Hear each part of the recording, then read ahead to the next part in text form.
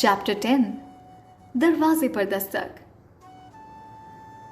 Mrs Oberoi ने गुस्से में और झंझा कर ये कह तो दिया कि तान्या ने पैसे नहीं लिए और वो दूर हो गई उनकी फैमिली से। इस बात से मिसेस ओबरॉय तो बहुत खुश थी।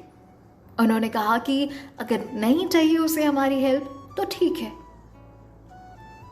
और ये बोलकर उन्होंने अपनी बात को मानो विराम से दे दिया।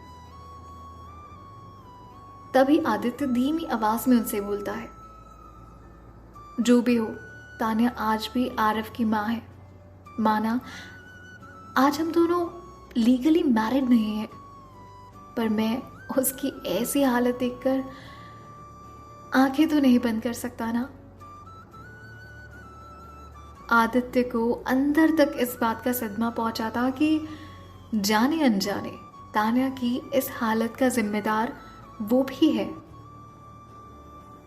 उसने कभी पलटकर तान्या को नहीं देखा, ये सोचते हुए कि डिवोर्स के लिए उसने एलिमनी मनी बहुत ज्यादा दिया था, इससे आराम से तान्या अपनी जिंदगी बिता सकती है। आदित्य आज भी तान्या को आरव की मां के रूप में देखता था और उसकी रिस्पेक्ट भी करता था। उसने प्यार से अपनी बात तो रख दी मिसेस ओबरॉय के सामने, लेकिन मिसेस ओबरॉय को बहुत गुस्सा आ रहा था। उन्होंने आदित्य को घूरते हुए उससे कहा, ये उसका डिसीजन था, उसे हमारी हेल्प नहीं चाहिए थी।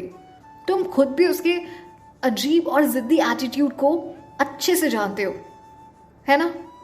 जब से वो ओबरॉय फैमिली में आई थी, हमारी लाइफ में से प्रॉब्लम ही क्रिएट कर रही थी। अब वो अपनी गलती कभी नहीं मानती थी और बाकी लोगों से भी बात करने से मना कर देती थी। वो चाहती थी कि बस हम उसकी उंगलियों पर नाचें और उसके आगे पीछे इस घर में घूमते रहें। मैंने एक बार उसे हेल्प ऑफर करके उसकी मदद करने की पूरी कोशिश की थी, पर उसने मना कर दिया। और हम यहाँ कोई चैरिटी नहीं चलाते हैं, ठीक है। मैं उससे मेरी मदद लेने के लिए भीख तो नहीं मांग सकती थी। मिसेस ओबरॉय ने गुस्से में सही, लेकिन अपना पक्ष रखने की कोशिश की थी। उन्होंने तान्या को एक मदद ऑफर की थी, लेकिन तान्या ने अपने नेचर की वजह से उनसे मदद लेने से साफ इनकार कर दिया। आदित्य ने फिर से इस बात को संभालते हुए कहा, जो भी हो मॉम, आपको मुझे ये बात पहले बतानी चाहिए थी। आदित्य, तुम्हारी उससे शादी शुरू से ही एक बहुत बड़ी गलती थी। तुम्हारे पापा ने बिना सोचे समझे उस लड़की से तुम्हारी शादी करवा दी। मैं जानती हूं कि तुम्हारे लिए उस घटिया औरत के साथ रहना बहुत ही मुश्किल रहा होगा। ये तो भगवान का शुक्र है कि उसने खुद ही डिवोर्स मांग लिया, और अब मैं उसे हमारी फैमिली में वापस आने का कोई मौका नहीं देना चाहती। और वो कोई छोटी सी बच्ची या कोई अनपढ़ गंवार औरत नहीं है जो भूख से मर जाएगी। इस बात को तुम जितने जल्दी समझ लो उतना बेहतर होगा। आदित्य 2 मिनट तो शांति से उन्हें सुनता रहा, पर वो भी बोल उठा। उसने कहा, ये सच है, पर वो कोई अच्छी जिंदगी नहीं जी रही है माँ, और जब ये सच आरव के सामने आएगा तो वो उनसे नफरत करने लगेगा। आदित्य मन ही मन बस यही बात सोच रहा था कि आरव को क्या लगेगा, आरव पर क्या बीतेगी। और ये बात सच भी तो थी। तान्या कोई बहुत अच्छी जिंदगी नहीं गुजार रही थी, तान्या स्ट्रगल कर रही थी। आदित्य उसकी मदद कर सकता था, लेकिन आदित्य को कभी उसकी मां ने बताया ही नहीं। ब्रेकफास्ट आने तक का इंतजार किए बिना आदित्य खड़ा हुआ और कहता है, मैं ऑफिस जा रहा हूं। आज उसकी बातों में बातें कम और गुस्सा या नाराजगी ज्यादा नजर आ रही थी। मिसेस ओबरॉय ने कहा, पर तुमने अभी तक ब्रेकफास्ट नहीं किया है। उसे पीछे से आवाज लगाते हुए मिसेस ओबरॉय रोकने की कोशिश करती है। आदित्य बिना उनकी तरफ देखे घर से बाहर चला जाता है। आदित्य के मन में अब भी यही सवाल चल रहा था। मिसेस ओबरॉय को उसे सारी बात बता देनी चाहिए थी। फिर क्यों नहीं बताया उन्होंने? तभी आदित्य के डैड यानी कि नरेंद्र ओबरॉय अपनी वाइफ पर गुस्सा करने लगे। देखा, मैंने तुम्हें पहले ही कहा था, अपने बेटे से ये बात नहीं छुपाओ, उसे बता दो। मैंने तुम्हें बोला था ना कि जब भी ये बात उसे पता चलेगी उसे बुरा लगेगा, हर्ट होएगा और वो गुस्सा हो जाएगा। पर तुमने मेरी बात नहीं मानी।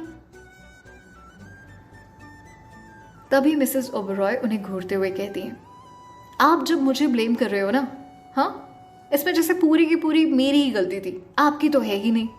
अगर आप शुरू में ही शादी के लिए अग्री नहीं होते ना, तो हम इस सिचुएशन में पड़ते ही नहीं, हमें ये कड़वा घूंट कभी नहीं पीना पड़ता, और ना आज हमारा बेटा इस सिचुएशन में होता।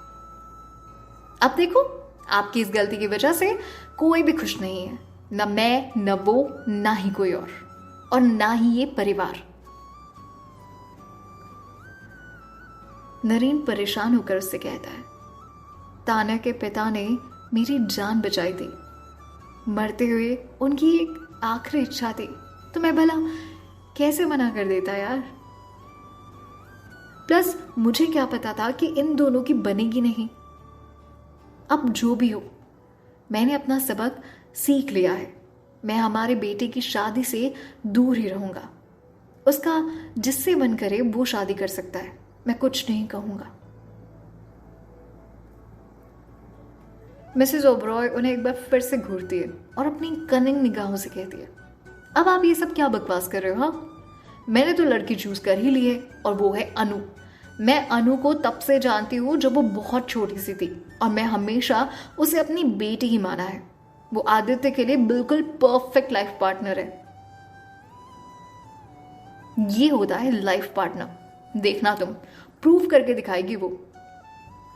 अनु का नाम आते ही मिसेस ओबरॉय के चेहरे पर एक प्यारी सी स्माइल आ जाती थी। अनडाउटेडली वो अनु को बहुत पसंद करती थी। दूसरी तरफ तान्या थकान के असर की वजह से अचानक उठ गई। अचानक पुरानी याददाश्त वापस आने की वजह से उसका मेंटल स्टेट कुछ ठीक नहीं था। उस पर बहुत प्रेशर पड़ रहा था, और दूसरी तरफ कार एक्सीडेंट की वजह से उस कुछ चोटें भी आई थी और उसे दर्द हो रहा था। इसलिए उसने सोचा कि आज वो घर पर ही रहकर आराम करेगी। कॉलेज से छुट्टी होने के बाद से प्रखर भी उसकी केयर करने के लिए अपनी बहन के पास ही रुक गया। प्रखर ने उसकी चिंता करते हुए उससे पूछा, दीदी आप पक्का ठीक है ना? हम हॉस्पिटल चलें क्या? तभी तान्या ने सिर हिलाते हुए उससे कहा, मैं ठीक हूँ, डॉक्टर ने भी कहा था कि कुछ दिन घर पर रहकर आराम करूँगी तो ठीक हो जाऊँगी। वैसे भी बेटा चोट ज़्यादा गहरी नहीं है, अगर होती तो क्या वो मुझे ऐसे हॉस्पिटल से आने देते क्या? नहीं ना, मैं ठीक हूँ और ठीक हो जाऊंगी, तो चिंता मत कर। प्रखर उसकी बहुत चिंता करता था। उसने कहा, पर दीदी अब बहुत वीक लग रहे हो, ऐसे कैसे चलेगा?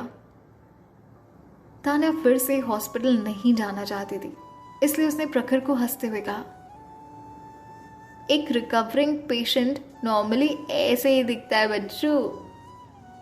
उनकी फैमिली फिलहाल हॉस्पिटल का बिल भरना अफोर्ड नहीं कर सकती थी। ये बात तान्या बहुत अच्छे से जानती थी, और यही एक वजह थी जिसकी वजह से वो हॉस्पिटल नहीं जाना चाहती थी। और ऑब्वियसली आदित्य उस ड्राइवर को ऐसे नहीं जाने देता जिसने उसे टक्कर मारी थी, पर वो आदित्य का एहसान नहीं लेना चाहती थी, इसीलिए वो चुप रही।